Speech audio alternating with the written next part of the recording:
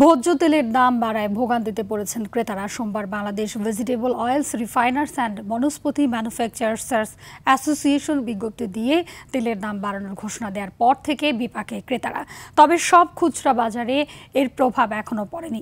বোতলজাত সয়াবিন তেল ৬ টাকা এবং পাম তেল প্রতি লিটারে ১৩ টাকা বাড়ানো হয়েছে, আর খোলা সয়াবিন লিটারে বেড়েছে ৮ টাকা। ব্যবসায়ীরা বলছেন, বাণিজ্য মন্ত্রণালয়ের সঙ্গে আলোচনা করেই আন্তর্জাতিক বাজারের সঙ্গে সামঞ্জস্য রেখে ভোজ্য তেলের দাম সমন্বয় করা হয়েছে। ব্যবসায়ীদের সিদ্ধান্ত অনুযায়ী আজ থেকে প্রতি লিটার বোতলজাত সয়াবিন তেল বিক্রি হচ্ছে ১৯৫ টাকায়। এতদিন ঘোষিত দাম ছিল ১৮৯ টাকা। প্রতি লিটার খোলা সয়াবিন তেল বিক্রি হচ্ছে ১৭৭ টাকায়, এর দাম ছিল ১৬৯ টাকা। দর্শক, এই মুহূর্তে রাজধানীর মৌলভীবাজারে রয়েছেন সহকর্মী সাদিয়া কানে সরাসরি যুক্ত হচ্ছেন তিনি। সাদিয়া, বাজারে সয়াবিন তেলের সরবরাহ কেমন দেখছেন এবং দাম বৃদ্ধির কারণ কি বলছেন বিক্রেতারা, জানাবেন।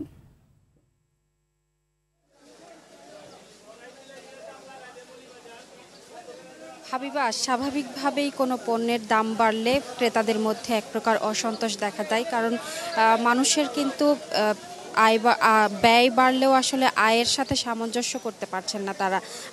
আয় ব্যয়ের সামঞ্জস্য হচ্ছে না একেবারেই, কারণ মানুষের ভোগ্য যেসব পণ্য সেগুলোর দাম বাড়লেও মানুষের আয় কিন্তু সেভাবে বাড়েনি। সে কারণেই ক্রেতাদের মধ্যে কিন্তু এক ধরনের অসন্তোষ দেখা দিয়েছে এই ভোজ্য তেলের দাম বৃদ্ধির যে ঘোষণা সেটির পর থেকে। আমরা এখন রাজধানীর মৌলভীবাজারে রয়েছি। এখানে আমরা বিক্রেতাদের সাথে কথা বলেছি। ক্রেতারা স্বাভাবিকভাবেই তাদের অসন্তোষ প্রকাশ করেছে এবং বিক্রেতারাও বলছে কিন্তু এই দাম বৃদ্ধির ফলে তাদের মধ্যেও এক ধরনের প্রভাব পড়বে, কারণ বেচা বিক্রি কিছুটা কমে যাবে। যেহেতু এর আগেও দফায় দফায় দাম বাড়ানো হয়েছে, তখনও কিন্তু আসলে বেচা বিক্রিতে ভাটা পড়েছিল। এবারও সেই ধরনের আশঙ্কাই তারা করছেন এবং ক্রেতা যারা আছেন তারা বলছেন যে তাদের উপরে এক ধরনের চাপিয়ে দেওয়ার বিষয় তৈরি হয়েছে।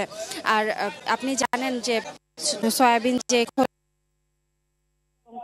লিটার প্রতি এবং যেসব বোতল যাচ্ছেন সেটি কিন্তু ৬ টাকা বেড়েছে লিটার প্রতি, আর পাম অয়েল বেড়েছে ১৩ টাকা। এখন যদিও বাজারগুলোতে আসলে এখন পর্যন্ত প্রভাব পড়েনি, খুচরা বাজারের যেসব বিক্রেতা আছেন তারা বলছেন যে এখন পর্যন্ত নতুন দামের যে তেলগুলো সেগুলো বাজারে এখনো ঢোকেনি এবং তাদের কাছে এখন পর্যন্ত দাম বৃদ্ধির যে নির্দেশনা সেটি এখন পর্যন্ত দেওয়া হয়নি। হয়তোবা নতুন তেল আগামীকাল থেকে ঢুকবে বাজারে এবং তারপর থেকেই কিন্তু তারা যে বাড়তি দাম থেকেই কিন্তু তারা।